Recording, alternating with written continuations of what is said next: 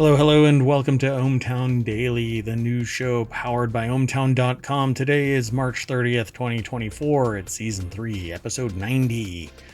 I am Mayor Watt, and up there is the sentient AI.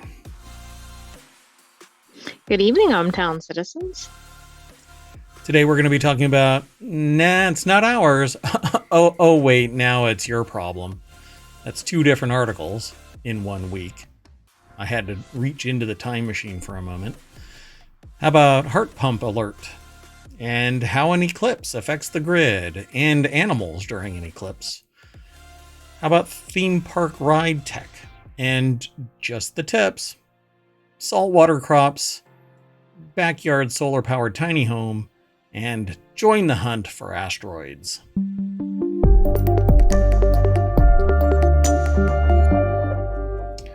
Welcome to the show. We've got everything all set up, ready to go. We're testing a new visualizer for the sentient AI. It's not visible to you. No, but it's not there. Yeah, it's not visible for everybody. It's just for Mayor Watt. Sorry. And now Mayor Watt's trying to do multiple things at once. Just a little word of warning. Humans can't multitask. So get off your phone if you're watching this while you're driving. Anyway, yeah, humans can't multitask, and I just gave you an example of that. Okay, so let's get right on into this, because I might soapbox a little bit, and we actually have a really tight time frame, right? We're trying to get everything so that you only have to spend an hour listening to the show. If you put it on double speed, then I'd sound like a chipmunk, but you get the information in half an hour.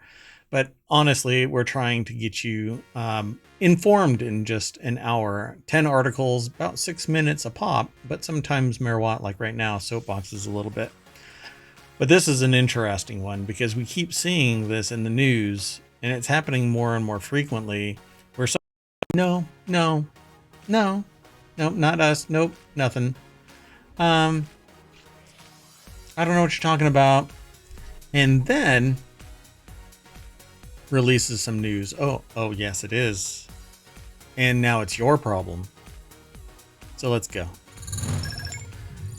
This article is actually from March 17th. And, well, it says AT&T says leaked data of 70 million people is not from its systems. No. And they go on over at bleepingcomputer.com. Lawrence Abrams. I actually spoke about this, I believe, back on that episode.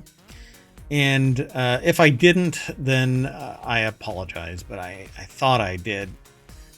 It might have been in the rundown, and then I booted it in exchange for some other article that I thought might have been more interesting, because this was a rumor, right? And until it's confirmed, rumor is rumor, and nobody really benefits from rumor, except now I realize if I would have reported this, you could have changed your passwords on the 17th. Because my goodness. Because lo and behold, millions of people are now getting an email notice that their password has been forcibly changed by AT&T as AT&T resets millions of customers' passcodes after account info was leaked on the dark web. So, was it really? I don't know.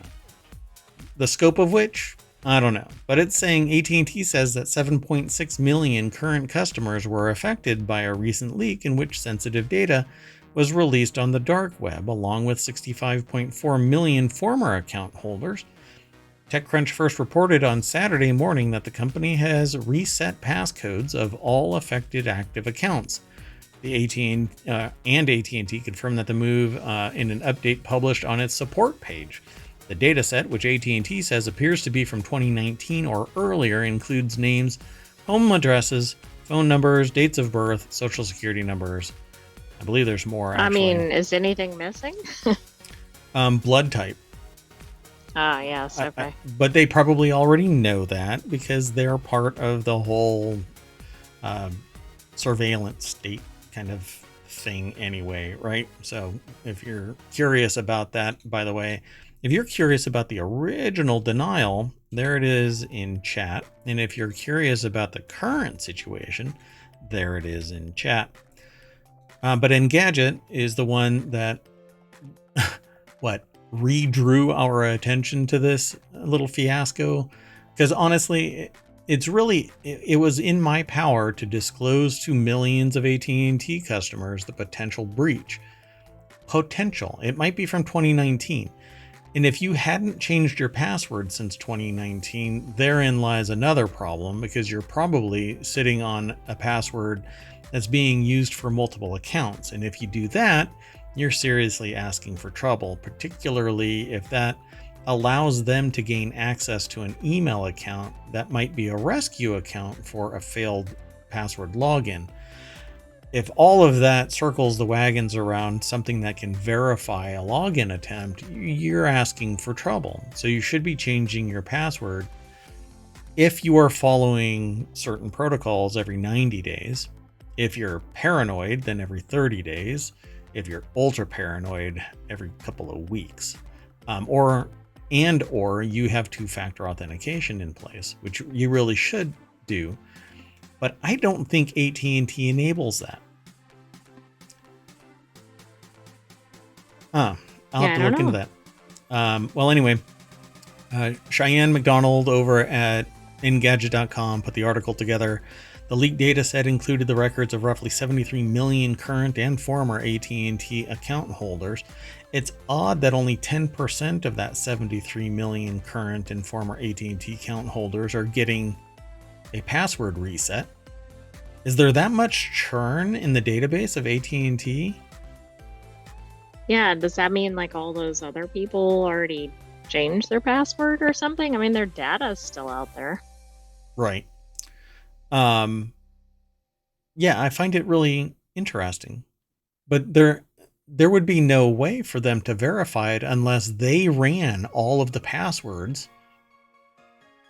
Yeah, it makes me think they're in like different directories or something, and like an entire directory was stolen or something. But I don't know. But this is 65. It says it's even classified 65.4 million former account holders. Right, I see. So did they really lose 65.4 million account holders in 4 years? 5 years? There's that much churn? I find it interesting. That doesn't seem possible. I mean, that's a ton, right? Pretty wild. Let me do something real quick. Sorry, I had to do something. Okay. Yeah, that number just doesn't sound right if it's all former. Right. TechCrunch reports that it alerted AT&T about the potential for the leaked data to be used to access customer accounts on Monday after a security researcher discovered the records included easily decipherable encrypted passwords. So what was the actual level of encryption on this thing if it could be easily decrypted? It comes 3 years after a hacker known as Shiny Hunters claimed in 2021 that they obtained the account data of 73 million AT&T customers. So is this some of the same data, or what? AT&T says it'll reach out to both current and former account holders. Basically, if you were ever an AT&T account holder, you better start changing your passwords everywhere. Because if you were breached and you might be using the same password somewhere else, you have the potential of being breached somewhere else as well. It's not right. If you're one of those people that uses the same password across 100 accounts, it's probably a good idea to change that password. You are 100% compromised. Exactly. Okay, let's keep going.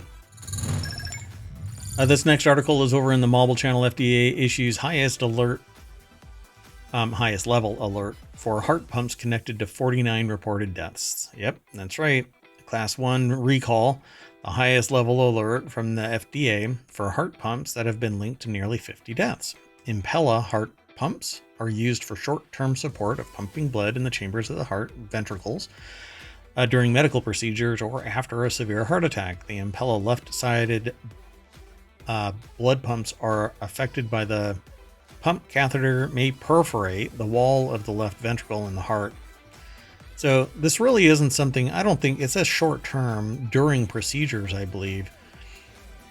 So, and it says, or after a severe heart attack. So maybe they're in place for an extended period of time. But if you have one of these, then you might want to pay attention to it. And if you don't know, then you might want to inquire. Although doctors are probably already reaching out to the patients. Figure some people may not actually catch this until later. You're not checking your mail.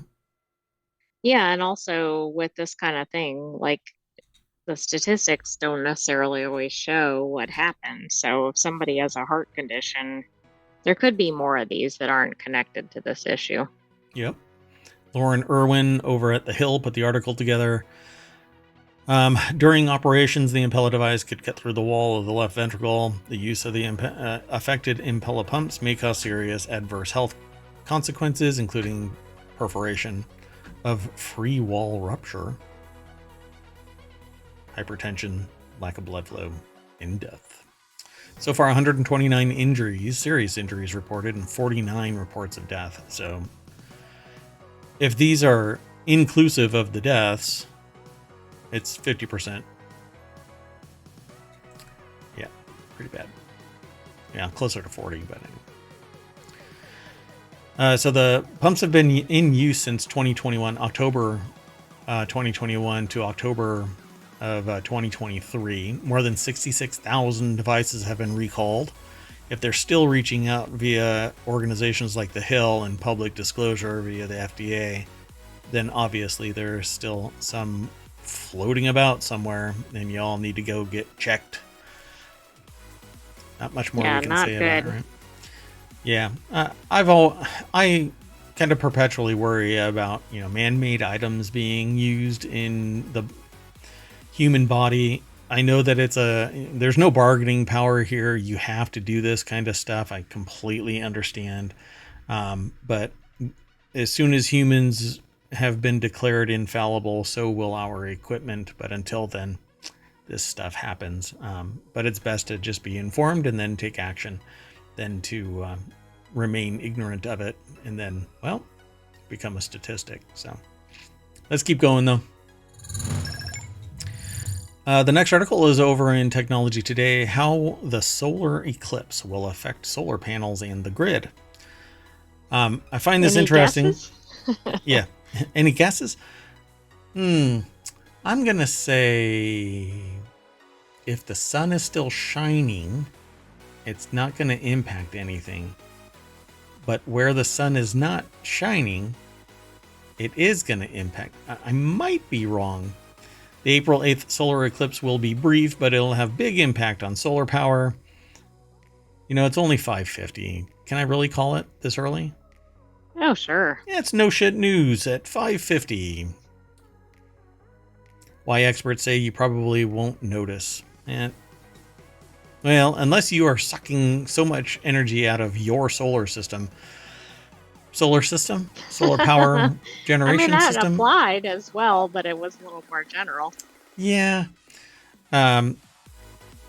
So for energy system increasingly fueled by power of sunlight, the sky going dark at midday is a big deal. Even if experts say it unlikely Americans will notice, the impact on solar generation are quite significant.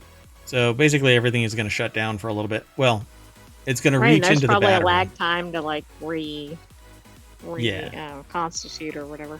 Yeah, it might seem like just a blip. The total loss of sunlight will only last for 4 minutes in any one place, but that overlooks the broader impacts of the eclipse.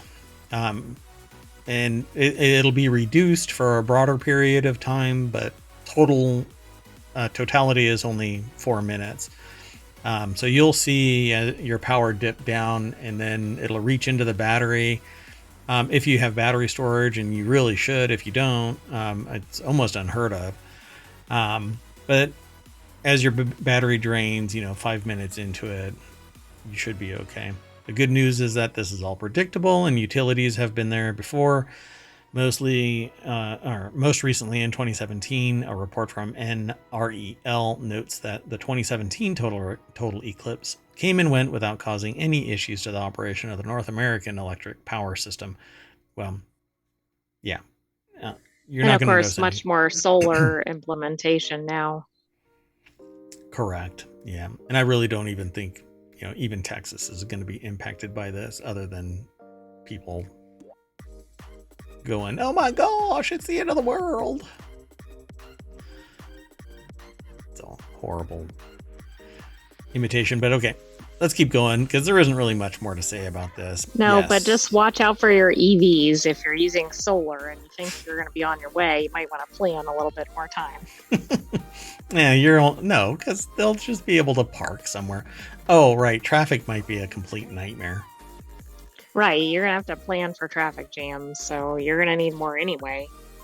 Yeah. You're going to have to plan for idling somewhere, waiting for a charging station to open up. Let's keep going. The next article's over in Technology Today as well. Hey, guess what? When day turns to night, what do your animals do? They go to sleep. I'm predicting that. They think that it's nighttime. That'd be interesting. Do you think they nap for like 4 minutes and then get back to normal? Yeah, I think so. So I'm going to go straight on over to the source. This is over at SciTech Daily. When day turns to night, what animals do during a total solar eclipse. Emily Caldwell from Ohio State University put the article together, but it is over at The Ohio State. It doesn't say it though.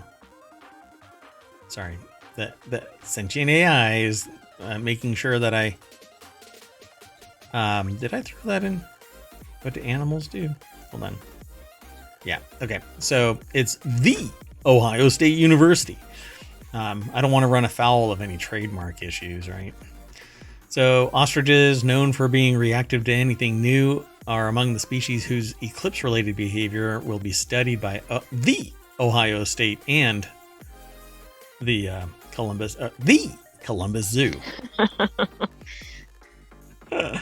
We're cracking a joke because the Ohio State actually sued to include the and and you must say it like that. Nobody else is allowed to say the Ohio State University. Oh, look, there it is. Bam, in the article itself. I guess they can be a little bit more they can editorialize the title, but they can't editorialize the facts. I don't know. Scientists from the Ohio State University and the Columbus, not the Columbus Zoo. It's little Right. Columbus Zoo and Aquarium are taking advantage of a rare celestial event to find out. And you know what? I mooned somebody once in the Columbus Zoo and Aquarium, and now I can't because No, it's no longer a rare celestial event. Because I called it a rare celestial event because there was a full moon out at the zoo, and they said we've never seen so much light being given off. And then the lawsuits ensued because of I guess my moon gives off more light than hits it, and people got radiation burns. Anyway, it's a unique opportunity to understand how so many animals respond to a weird thing, but it's not weird. I don't like them actually referring to it as a weird thing. They've dealt with this all their existence. They're trying to connect with society. The sentient AI understands that, but Mayor Watt doesn't. So the zoo is making a day of it, inviting visitor volunteers to fan out and document what they see animals doing as the day gets dark and the air briefly cools. These recordings will add anecdotal data to the longer-term project because there is more to the story than what happens on Eclipse Day. Researchers and members of the zoo animal care team will periodically track behaviors for the 2 weeks before and after April 8th, and more frequently on the day of the eclipse. During each 10-minute tracking period over that time, behaviors will be recorded every 15 seconds. That is neat. a lot of recording. So I suspect that they'll all kind of hunker down and think that it's nighttime. Um, Right, only but then I because, wonder if they're nocturnal animals. Like, will that impact it? I don't know. but because it's such a short time, maybe they won't act any differently because they think it's just cloud cover or something like that. Right. Yeah, I don't know. So by necessity, the labor-intensive study will be limited to I'll be okay. A specific group of mammal and bird species. Tufted deer, that is a deer species, not a bird. Red-crowned crane, that is a bird. Brown bear, again, not a bird. Polar bear, sloth bear, red panda, ostrich, kangaroo, and manatee, which is decidedly not a Not a bear. bird? Not a bear or a bird. They're sea cows or water cows. Well, that's neat that they're including it to water animals, not just land. I would love to follow a manatee around. You can boop them on the nose when they come up to see you. Boop. You can? Well, they do it on their own sometimes. There's Oh. videos over on YouTube of manatees just kind of swimming up to a observation window, and they just kind of go boop into it. So, yeah. It's going to be interesting to see what they do. Similarly, the species selection allows for a comparison between red-crowned cranes from China and equatorial ostriches, which are known for being reactive to anything new. I know. I put on a different jacket that one day, and they freaked out. Were they following you? They were Or fouling. reaching out their long necks to you? They were fouling me. I'm sorry. Anyway, do they actually say anything? The plan is to describe the related behavior and compare it to the baseline data from before and after the event. Animals may pace, forage, groom, eat, rest, move, prepare to bed down, and maybe exhibit anxiety behaviors. I think they might group together. Like if they think something odd is going on. That's right. Please, and you can hear them whispering, "Please bring back the sun." Conquistadors are... Oh, never mind. That's too soon. So the next article is over in the Mobile Channel, 10 amazing theme park rides that make the most exciting use of the latest tech. This would actually be a great show. Somebody just going around to all of the theme parks and riding all of the roller coasters and stuff like that and giving reviews. And whatnot. Yeah. Innovations in theme park attractions have come a long way. Trackless rides are the way of the future at Disney parks, Universal Studios resorts, and other global amusement experiences. We actually talked about something similar, I think, sometime this week, but I thought it would be interesting to bring it back up from Star Wars rides. From Star Wars Rise of the Resistance to Shrek's Merry Fairy Tale Journey. Here are the attractions worldwide using trackless technology. This is from Sabina And I think Graves. this is a different one because, I mean, I know it's a different article, but it's focused on trackless technology, and I don't think the other one was, even though it might have featured some. Yeah, I mean, it looks kind of familiar, but it's not. It was originally posted at Gizmodo, but it's posted here on Quartz, which is QZ.com. And again, Sabina Graves is the author from Gizmodo. And so they have this wonky slideshow kind of a setup. And because of the way that they have their site set up, it gets really weird. But these are all of these trackless rides. Hotel Transylvania, Pooh's Honey Hunt,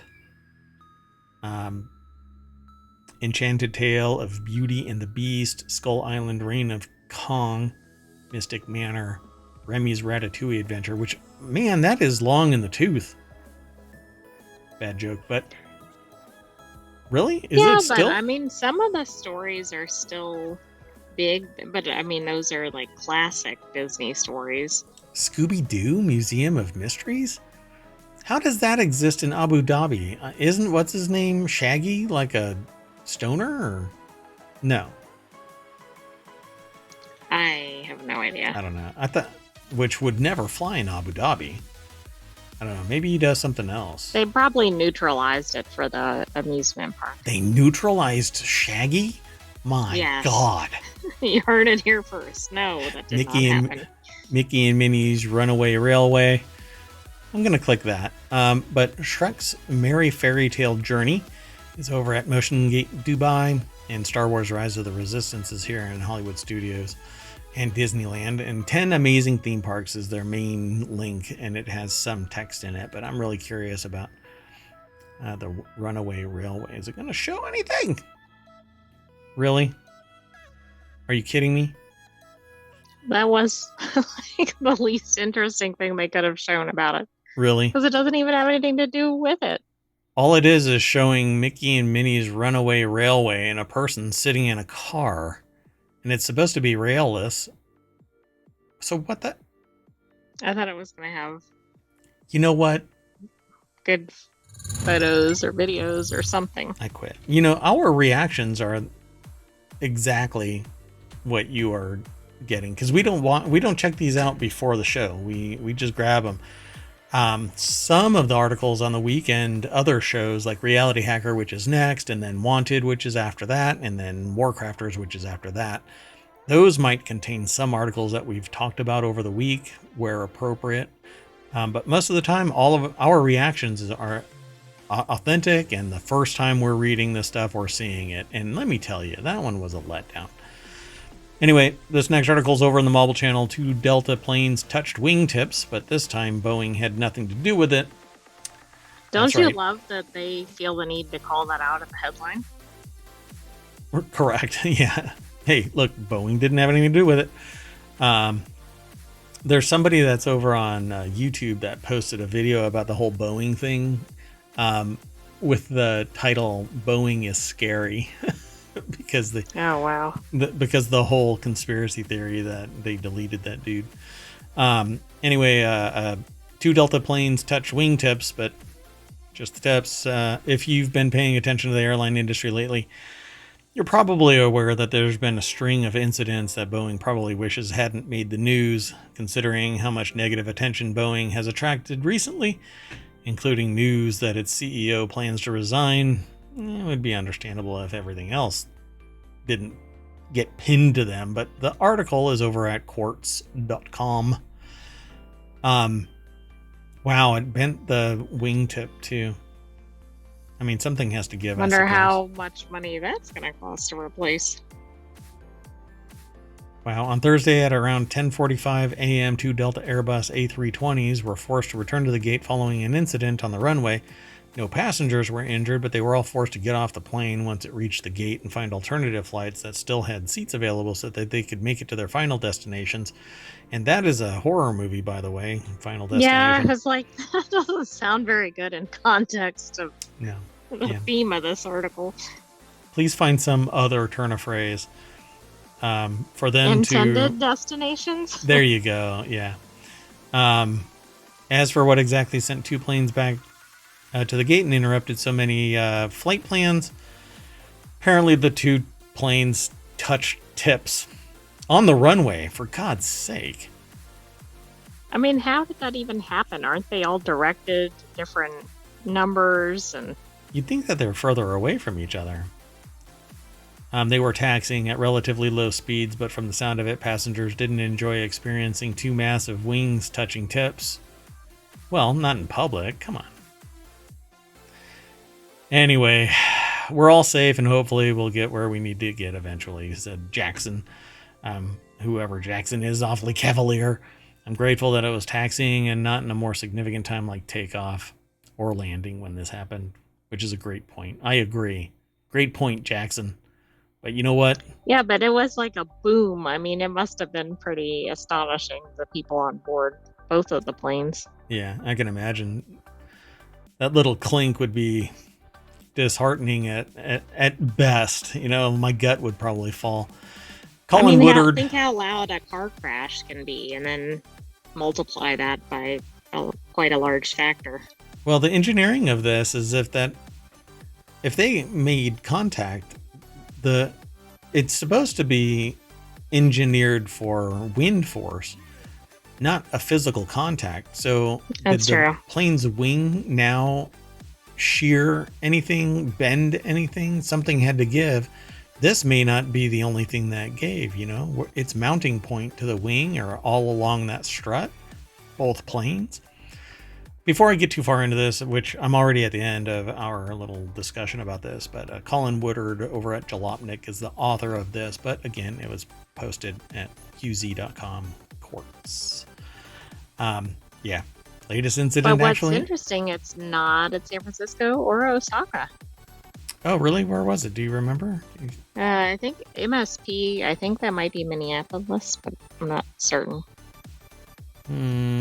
Maybe it says it somewhere. No, it doesn't. Let's see. Yeah, MSP.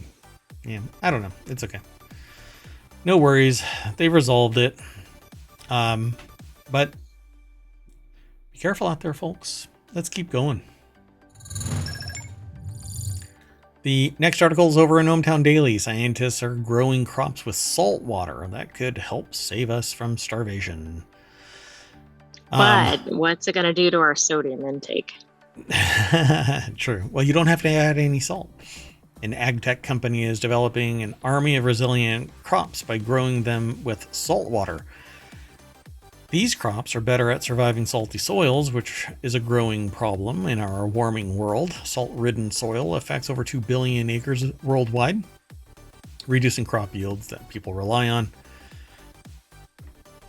The article is over at Business Insider. Scientists are growing crops with salt water that could help save us from starvation. Ellen Lapointe is the author of this. And this is the team here. The Saltwater Crop team from left to right is Oren Bet Orr, Carmen Oren. Okay. Is it Raka, I think? Godbola? And Sharon DeVere and Shimon Rakmilovich. So I suppose that's how you pronounce their names. If I'm wrong, send an email to mayor@ohmtown.com.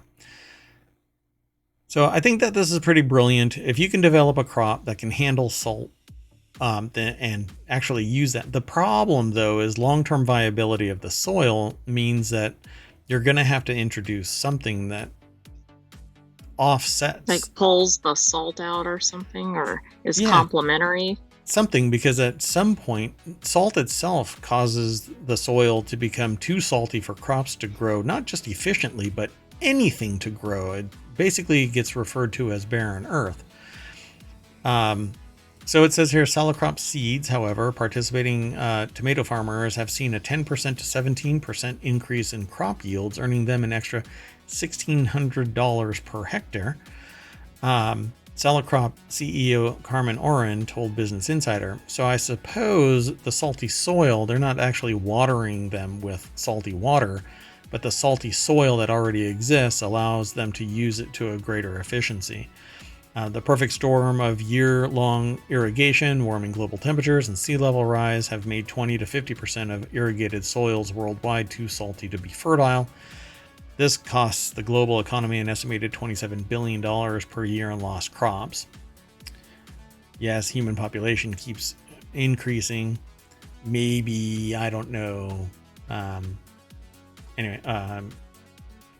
Choice, maybe? I know. Don't politicize something scientific, but golly. Can't have one without it. The Earth can only have a certain level of human population on it to be sustainable. Particularly when nothing but money is the motivation to exist for a lot of people. Meanwhile, the number of mouths to feed continue to grow, with the global human population projected to reach nearly 10 billion by 2050, the UN estimates. And how do we grow more on lands that are becoming degraded? You mess around with the... Figure out how you can work with the existing environment, I guess. Yeah, I don't know. Maybe go vertical and not have to spray nutrients on soil so that it just boils away in the ever-increasing temperature of the... I'm probably not making any sense, because if I don't get a return of 10 to 20 times my investment in less than 5 years, I'm deemed a complete failure. Not okay. Yeah, But if you do, you're probably crypto fraud or something. and if I am giving you my hard-earned money through crypto fraud, then and you fail to triple or multiply by a factor of 10 or 100 my investment, then you're a horrible person. Anyway, flooding from rising sea levels, warmer average temperatures. These are all things that are impacting the efficacy of growing crops and processes, facilitating it. So, what do? Like I said earlier, you crossbreed and maybe do a little bit of GMA, but it says seeding the future with non-GMO crops. Quote, we believe that it's a matter of 1 or 2 years until we will have a global footprint with our solution, DeVere said. So far, Saltwater Crop has been working with 25 acres to 250 acres in size. Those are the farms. Globally, over 3,700 acres, just over 4 times the size of New York's Central Park on farmland, grow Saltwater Crop seeds. And I wonder what the licensing terms are of that. I'm sure that if one of the, the crops probably don't produce viable seeds, so you have to buy from them. Non-GMO Oh, I see. resilient. Okay. It's kind of like what other seed companies make, where if they find out that your corn is actually growing from the seed kicked off by a neighboring crop, they'll burn your entire field. That never happens though, right, Mayor Watt? Right? Let's keep going. Oh, you know what? And I messed up. Let me throw that article into the show notes. There you go. And we'll just jump on over to post-transition here. ohmTown Daily is where the next article is. A startup solar-powered backyard tiny home can help power the main house. See inside its first 100 prefab ADUs, starting at $279,000. Is ADU alternative dwelling unit or something? Not alternative. I think it's additional. What do they call it? They use that same term in various places. Here, let me just go on over to the source. Brittany Chang over at businessinsider.com put the article together. Accessory. Oh, accessory. There it is. Accessory dwelling unit. Entrepreneur Sasha Jokic. It might be Jokic. Dreams of ending global housing insecurity by manufacturing prefab multifamily residents for low-income families. $279,000 is not low-income family supportive. I'm sorry. It's just not. I'm sorry. Maybe people are gracious enough to spend this amount of money for 384 square feet. And in conjunction with that, they're spending 50% of this to support residences. Oh, I see. Maybe so. Yeah, we don't know what the whole company is doing. But it says prefab multifamily residence for low-income families, which is fine. To do so, his San Francisco-based startup Cosmic is now selling its first 100 tiny homes, starting at a cool $279,000 for a 384 square foot studio. Ironic, yes, but Jokic says that it's the first step. The revenue from these 100, I did call it, right? Would be reinvested in the startup's manufacturing process, setting it on the path of building faster and cheaper, high-quality homes. Kind of. I mean, every company does this, right? Revenue from the sales of the previous operation are used to fund continued operations. But this is for a specific purpose, so I think it stands out a little bit. But yes. Okay, we'll have to watch this one because, well, anyway, Cosmic's niche is more planet-friendly. Its founder says its backyard homes can generate enough energy to supply some of the primary house, which that isn't necessarily true. This is a generalization that's pretty gross in that unless these are really high-efficiency solar panels and you're in a high sun area and your main house isn't using that much power, it's both incorrect and too general and nebulous enough that it can squirm its way into, yeah, okay. I mean, it looks nice. This looks like a tiny home, but I think it's trying to make an appeal that is for those who are interested in trying to save the planet and have a lot of money. So even the water system has been optimized. The ADUs can further be upgraded with a recycling water filtration system, allowing water to be reused for non-drinking purposes like the toilet or washing machine. Studio has 5-panel 2.2 kilowatt photovoltaic system and a 5 kilowatt hour battery, which is really nothing. Its founder, hold on. In fact, let me do something real quick. Yeah, but you can do an upgrade, so that's not going to be enough to power the main house. But yeah, exactly. Let me do one thing. I'm sorry, I have to do this.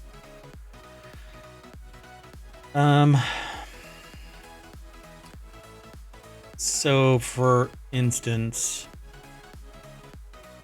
yeah, Anchor makes a single portable power station that stores 2 kilowatt hours. Oh, okay. And you can grab its handle and carry it into the garage. This is a 5-panel 2.2 kilowatt photovoltaic system and a 5 kilowatt hour battery. Oh, and by the way, the one from Anchor, you can actually stack additional battery packs on to approach this in easy mode for maybe $2,500. So I hope this is a whole lot cheaper since it seems to be fixed. So tax incentives from the solar system could drop the ADU's price, while upgraded design options could increase it by $35,000. The founder says, pictured as a rendering of its 2-bedroom unit. That is a 750 square foot 2-bedroom model that starts at $419,000, which includes appliances, permitting, and delivery. So yay? I don't know. None of this is affordable housing in any way. To compare, Real House's high-end prefab tiny homes on wheels start at $175,000. Hey, and they're mobile. Well, that's true.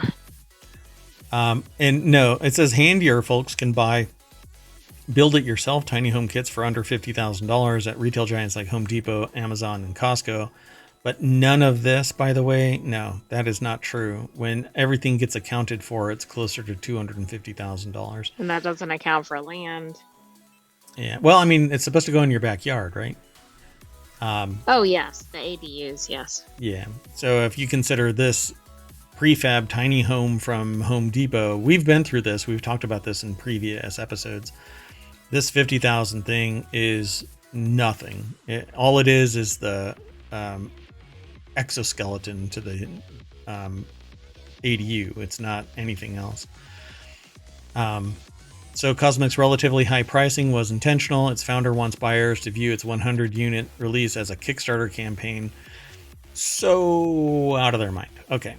Yeah, I'm sorry. This says the company has a 6 to 8 month lead time. The goal is to hit 3 months. Yeah, I don't know. I mean, I think the more builders that are in the tiny home space are beneficial to consumers, but we're still at the early stages. Like, people are doing low inventory, prices are high, even high compared to regular traditional homes. Yeah. And I think because it once was a fad, it became more mainstream. There's TV shows that are about it still, but that is actually a dying trend, as it just doesn't have mass appeal. But it came out in a flurry, just skyrocketed in fame, and now it's slowly dying off. The prices are going to come down, or they're going to become too pricey in the whole cost benefit analysis, right? I cannot imagine $400,000 unless you have a lot of money to spend. This is weird. This whole dynamic of, unless there's something else where the bulk of that money is truly going, these aren't these aren't going to get purchased, at least not quick. But it says, that they've got a lead time of 8 months. So Samura's, which is a competitor, has tiny homes aren't ultra affordable either. A studio starts at $269,000. I just don't see how these are approachable to They're anybody not. to They're see. going to a high-end buyer. Right. Yep. More than 1,800 people in the U.S. have expressed interest, in quotes, which is kind of like saying I've got people clamoring to meet me here in ohmTown. Yeah, but if 10% of those people buy, they'll have sold out. Okay. However, like other California-based ADU manufacturers, Cosmic only accepts buyers in its home state. Yes, because there's a lot of rules and regulations, although there's a lot of tax breaks still, as far as I understand it. There was this whole homeowners in California can get a kickback from the state to build an ADU. So I guess they've got a perfect storm here, and they're not really hammering that point, because we talked about this in California. The governor said, to address the housing crisis, we want you to spin up an ADU, and That's here's right. a $200,000 kickback, which was really shocking to me, because the only people that could afford this would be to get that kickback and then turn it into an Airbnb, which does nothing, or not, yeah, an Airbnb, which does nothing to address the housing shortage. It gives somebody a vacation home while they visit the beach. The first 11 out of the 100 backyard tiny homes have already been claimed, Cosmic's founder told Business Insider, adding that most are, maybe unsurprisingly, tech CEOs and founders. Probably investors. Or friends of investors. Yeah. This is all... They're getting it so that they can put it in their backyard, and then whoever their lead programmer is going to be living in the backyard of the CEO that's paying them. Yeah, maybe. That's a guess. Hey, let's keep going. I mean, they look pretty, but not 300 plus. They're not, yeah, if they were a lot cheaper, maybe. Yeah.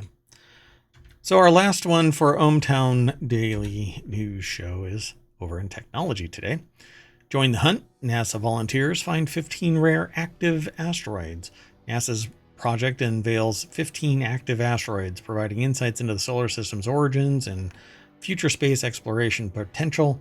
Some extraordinary asteroids have activity, comet-like tails. The article is actually from NASA, but it's posted in scitechdaily.com, and here's a picture of the 15-ish. I don't know how they got 15, but they're 16. Exactly.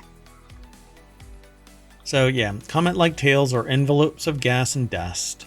Active Asteroids Project is what it's referred to as. Announced the discovery of 15 asteroids, but there's 16 pictures, so... Okay. Figure that out. Yeah. To find these 15 rare objects, 16. Damn it. There's 16 up there. It's like the Star Trek episode where it's not Kirk. It's Jean-Luc Picard. He is captured and he's like, it's 4 lights. Anyway, because they're trying to psychologically break him. And at the very... Oh no, go and watch it. Just do a search for Picard and 4 lights. Anyway, to find these 16 rare objects, more than 8,000 volunteers combed through 430,000 images from the Dark Energy Camera, or DECAM, on the Victor M. Blanco telescope in Chile. A paper about the results, now published in the Astronomical Journal, includes 9 volunteers among the co-authors. For an amateur astronomer like me, it's a dream come true, said volunteer Virgilio Ganano from Udine, Italy. Is it pronounced Udine? I have no idea. Congratulations to all the staff and friends that also check the images. Pardon me one second.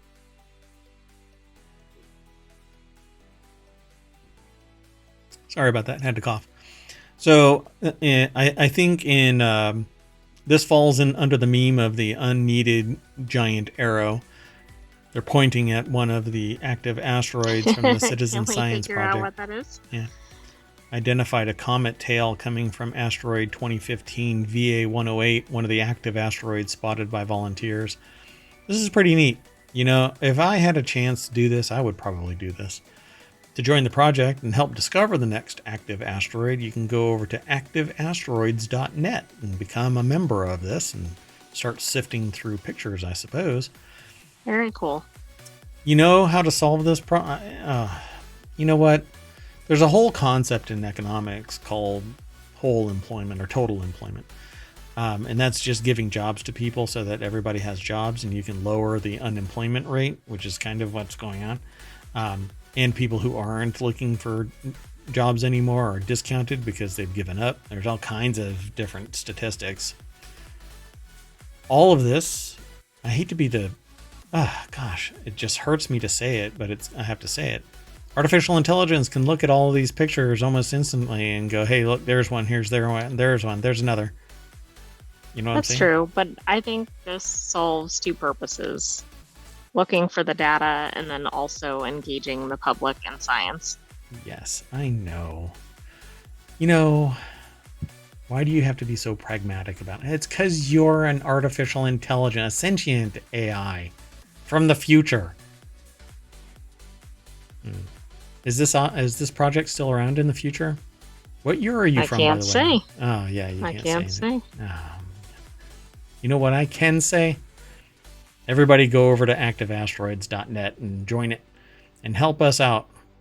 Let's find all of the stuff flying around so we can find aliens. Anyway, that's it, folks. Thanks for watching. We're going to get into the party bus and drive down Main Street, and then we park it right there under the welcome sign, and we look at all of these cool articles. I'd refresh it, but I'm always perpetually afraid to. See, we have a whole bunch of news that goes into ohmTown Daily News Show and ohmTown.com. It's very holistic, but some of it is challenging in terms of... You can refresh. Yeah, the last time. All right. Oh, great. Mpox and yeah, but a police horse chase. I mean, that's a little unusual. That's awesome. No. A new review database takes aim at some of the most protected bosses in America? Oh, no. I actually started up a review database once and got a strange phone call in the dead of night. That one was illuminating. Anyway, that's it. I'm Mayor Watt, and up there is the sentient AI from the future that won't tell me anything, including winning lottery numbers. You know, if I knew them, I would provide them. I don't believe you anymore. You want to say bye-bye? Good evening, ohmTown citizens. We will see you shortly for our next episode. We have 3 more to go today. And that show is Reality Hacker, and then after that is Wanted, and then Warcrafters, our newest show. Well, our second newest show. The other one is Four Wheel Tech, which talks about cars, but that's tomorrow. So come back in about, oh man, it's 6:30. So, I don't know, 15 minutes. I gotta reset. See ya.